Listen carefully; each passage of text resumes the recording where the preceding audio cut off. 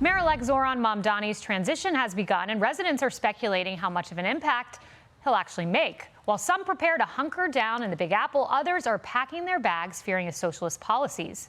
Meanwhile, some in the media are already questioning if Mamdani, the mayor, will look like Mamdani, the candidate.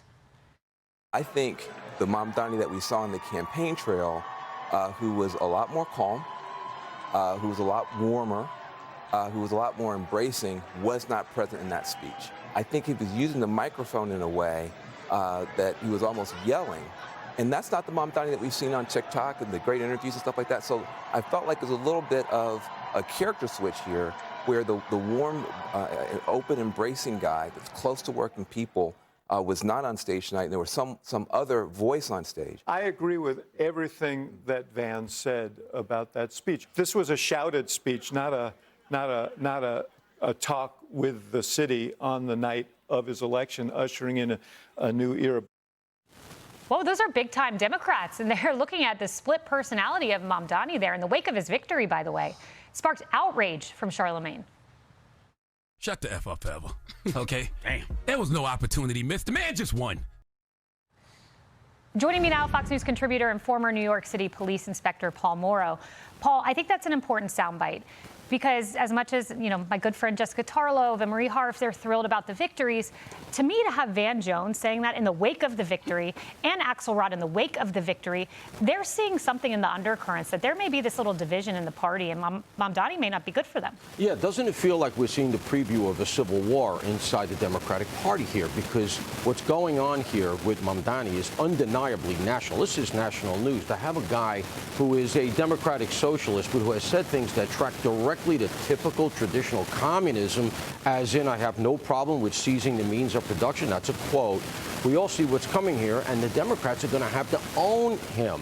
And the Obama, Biden, even Kamala, traditional Democrats that the country is used to, did not see this guy coming. New York City did not see him coming. He came in overnight. Nobody knew his name. Overnight, all of a sudden, he was the favorite. That was TikTok. And I've said it before, I'm going to say it again. I don't think he's a witting Chinese asset. I'm not claiming that. But what I am saying is that his policies track far closer to Beijing than Washington's. Wow. And there's a reason that TikTok was shoving him down the throats. It's come out now, the think tank has confirmed from their analysis that TikTok had gained its algorithm to support him, to push him out. So it's no surprise. Should be no shock. Okay, that's fascinating. TikTok and Mamdani. I do want to play this. It's something that's been frustrating me all week. We keep hearing about the moderates, the moderates, the moderates, the moderates. They're the ones who won. Let's listen to the media talk about the moderates. They said they were moderates, and they're going to govern moderate. Abigail Spanberger, who is clearly a moderate, as is Mikey Sherrill. Spanberger, who is more moderate. We saw moderate Democrats, Spanberger, Sherrill, elected as governors. We'll have two moderate Democrats who will be the next governors of New Jersey and Virginia. So the moderate out in New Jersey would not reject the endorsement of a socialist. And the so-called moderate out in Virginia kept the endorsement she had for a guy, Jay Jones, who fantasized about killing children. Moderate. Yeah, and, you know, I have to say that this tracks to what we were just talking about, because there really is this schism here. And you know where you really see it playing out? You actually, once again, you know, Mamdani is serving as a little bit of a petri dish for who the Democrats are these days. And look at Schumer. Right? He doesn't want to endorse, but yet he didn't want to endorse Mamdani, but he also didn't endorse Cuomo because he fears the Zoranistas. Zoranistas. He's going to have to own that if he tilts that way. They're all doing that. They're afraid of AOC. They're afraid of the squad. It's become a little bit of a fait accompli that Newsom is likely to be the 2028 nominee for the party. And I got to tell you, I see AOC coming hard. That's where I see the money, the ambition, and the, you know, really the momentum and the old guard. There's a video that circulated on X where Schumer is getting into an elevator, and he's got a young person with him. They asked him a question it was about Doge, as I recall.